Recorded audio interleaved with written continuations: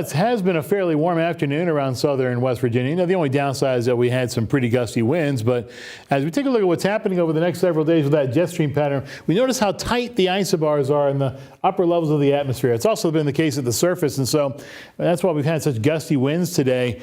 Look what happens, though, as we go through the next several days. You see those blues and purples and orange and those orange colors. The oranges go away and the blues and purples take over. That means that much colder air is going to be in the forecast as we go through the several days beyond this weekend. So at least we get a pretty good weekend in, and then the cold air really begins to invade beginning Sunday night. We do see temperatures at or below the normals just about across the board. Here comes another shot of cool air, too. This happens as we go through not this weekend coming up, but next weekend. So the cool air is going to be with us for a little while to come. And in fact, the 6 to 10 day outlook shows that. We see the temperatures are going to be below the normal throughout much of the eastern third of the country, even into the deep south, even into the state of Florida, where they're going to have a very strong cold front make its way through the region. So wind chills, even down here, will be in the 30s and 40s. That'll happen in a few days once that front that's going to make its way through our neck of the woods makes its way through through that area as well.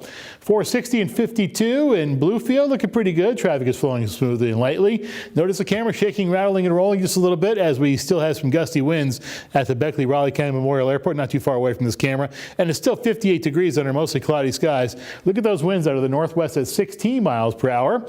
The barometer is sitting at 30.02, beginning to fall as we see low pressure eventually make its way towards the region as we go through the next few days. Humidity 60%. Sunset time this evening was at about 20 minutes after 5. Sunrise time tomorrow morning is a few minutes before 7. 69 in D.C., 59 in Charlotte. So it's cooler in Charlotte than it is in D.C. That's not typical, especially this time of the year. 59 in New York, 48 in Cleveland, 41 in Syracuse, 45 in Chicago, 44 in Indianapolis. The Doppler radar with all the advisories on it shows that there's a whole bunch of wind advisories. West Virginia, Maryland, Pennsylvania, New York, you name it, all the way up into the eastern Great Lakes and into the Canadian Maritimes. This is the one wind advisory for us. This goes until 1 o'clock tomorrow morning, so another couple of hours from now. That's, of course, for Pocahontas County. Zooming it out now and taking off all those advisories to show you that there's some lake-enhanced rain, especially in the eastern Great Lakes and also into the western Great Lakes up towards Lake Superior and the UP of Michigan.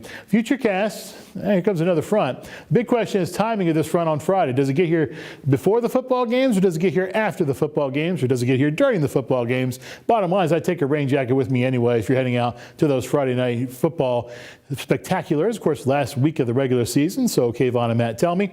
As we go through our Saturday, we'll continue to see the chance for rain, and then here comes another system on Sunday. Starts off as rain, changes over to snow. It happens as we go through our Sunday afternoon and Sunday evening, and the snow sticks with us all the way through Monday and into Tuesday in the high elevation locations in the northeastern portion of the state and back into western Pennsylvania as well. And then it eventually tapers off and we are left high and dry. But after we see some snow probably sticking on the grassy surfaces, if not on the roads.